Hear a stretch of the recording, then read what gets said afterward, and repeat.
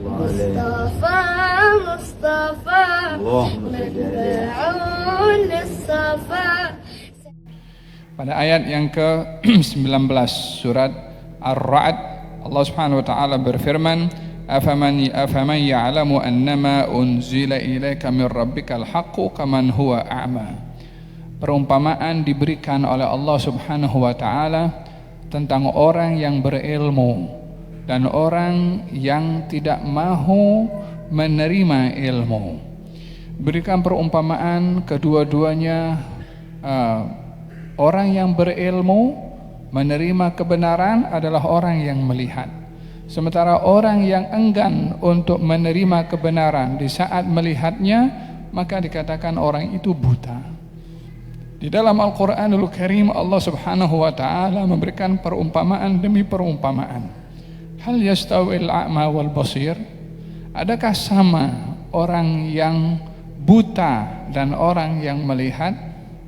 Pada hakikatnya soalan ini bukan menginginkan jawaban melalui makna yang zahir secara literasi.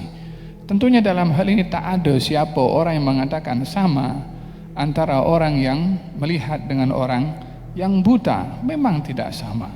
Tetapi soalan di sini adalah ingin menarik perhatian orang tentang orang yang beriman dengan melihat keagungan Allah melalui ciptaannya sehingga bertafakkur dengan apa yang dilihat, dengan orang yang diberi kesempurnaan juga pada tubuh badannya, akalnya ada, matanya ada, tapi tidak mahu bertafakkur dengan ciptaan Allah untuk beriman kepada Allah. Setelah terbuka semua itu, maka diberikan perumpamaan oleh Allah yang mengagungkan Allah dengan bertafakkur dengan akal fikirannya, beriman kepada Allah. Dia adalah orang yang melihat.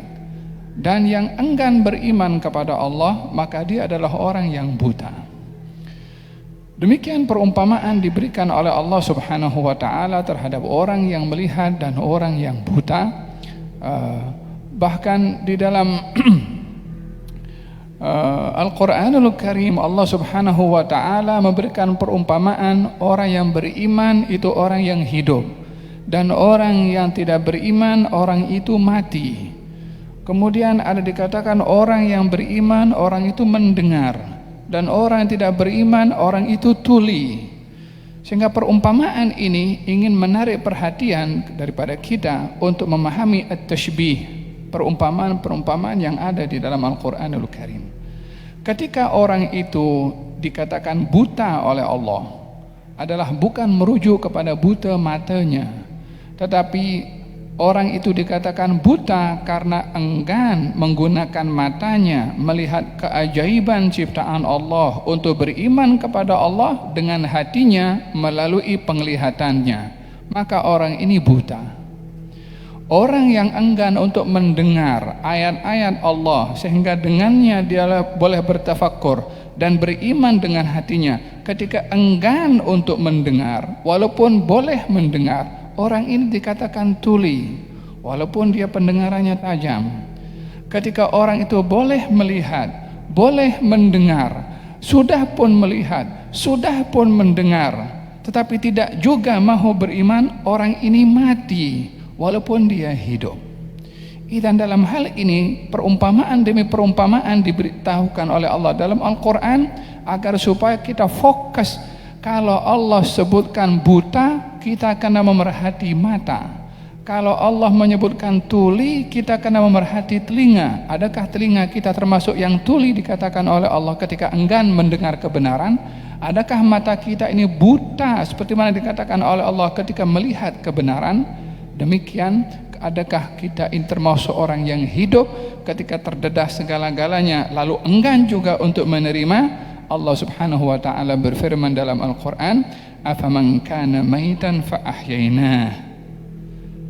Adakah orang yang mati lalu kami hidupkan?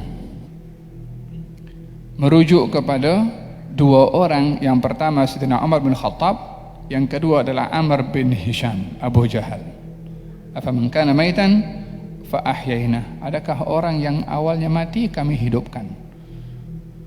Apa maksudnya mati kami hidupkan? Bukan merujuk mati keluarnya ruh daripada jasad, mati ketika tidak beriman dahulu, kemudian diberi hidayah untuk beriman, lalu beriman, maka orang yang beriman tadi dikatakan hidup, dan orang tidak beriman dikatakan mati, walaupun bergerak tubuh badannya, karena bukannya dimaksudkan pada hidup dan mati secara zahir makna.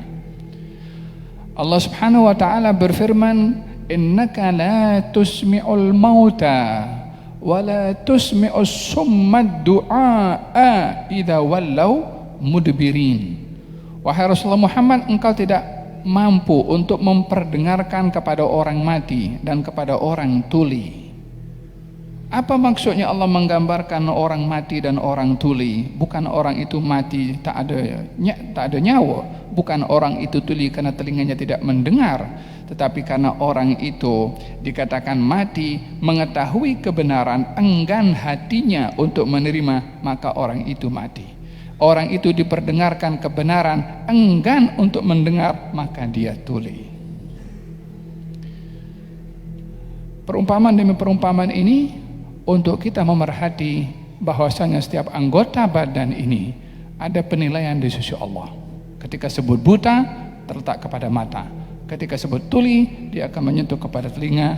Inna sam'a wal basara wal fuada kullu ulaika kana anhu mas'ula. Allah berfirman dalam Al-Quran, sesungguhnya pendengaran dan juga penglihatan dan juga hati masing-masing akan disoal. Disebutkan 3 anggota ini karena laluan utama kepada hati adalah mata dan juga telinga. Oleh sebab itu, jadikanlah pintu ini, mata dan juga telinga, biar ianya very secure, biar dia aman, supaya tak masuk ke dalam kita punya rumah, yaitu kita punya hati ini, segala benda, jangan sampah masuk, benda busuk masuk, kotoran masuk, rosak kita. Coba kalau kita punya rumah, pintunya dibuka selebar-lebarnya, kalau itu apa itu yang datang untuk sembur asap itu kan. Nah, coba kita buka kita punya rumah, macam mana? Kita tutup kita punya rumah, kemudian kalau ada angin hembus membawa debu, kita pun tutup kita punya rumah supaya tak kotor. Rumah kita jaga bersih. Rumah Allah yang ada dalam hati ini adalah perlu kita lebih menjaganya. Jaga mata daripada maksiat, jaga telinga daripada maksiat. Bukankah Nabi bersabda, an-nadhratu sahmun min sihami iblisil marjum. Pandangan mata ini umpama panah daripada iblis al-marjum yang direjam. Barang siapa yang menjaganya, aku akan beri kepadanya manisnya iman, kata Allah Subhanahu wa ta'ala dalam hadits qudsi. Mata ini umpama panah. Yani kalau kita tengok hal-hal yang maksiat, ini macam kena panah dengan dengan panahnya iblis. Bukan panah terbuat daripada panah zahir tuh, tapi senjatanya iblis untuk merosakkan manusia, merosakkan hati manusia melalui pandangan mata. Makanya kata Nabi melalui hadis qudsi, an-nadhratu sahmun min sihami iblis al-marjum. Pandangan ini adalah bahagian daripada panahnya iblis. Alangkah banyaknya setiap hari kita melakukan dosa dengan mata. Di zaman yang sukar mata ini untuk mengelak daripada dosa. Dengan handphonenya, dengan televisinya, dengan apa saja alat, belum lagi di luar, belum lagi di pejabat, belum lagi di pasar. La ilaha illallah. Coba bayangkan, kena 1 panas saja macam mana rasanya. Kalau kena 2, 3, 10, 100, berjam-jam lagi tengok dekat kita punya handphone wala. La ilaha illallah. Coba jangan tengok itu, bayangkan tu panah kena mata. Faham dong?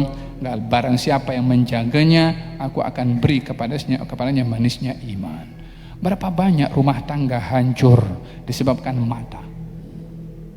Berapa banyak pasangan suami istri bergaduh disebabkan oleh mata karena tengok orang lain. Bermula daripada tengok handphone, tengok apa macam-macam, akhirnya yang halal pun tak diperhatikan, cari yang haram. Apa sebabnya? Hatinya dirosak dengan matanya. Fahimtum? Dengan demikian, kalau banyaknya masalah rumah tangga suami istri berpunca daripada mata yang tengok benda-benda yang haram, yang menjaga mata daripada benda yang haram, rumah tangganya pasti terpelihara. Fahimtum? Ada kaitan antara pandangan dengan kita punya kehidupan. Naam.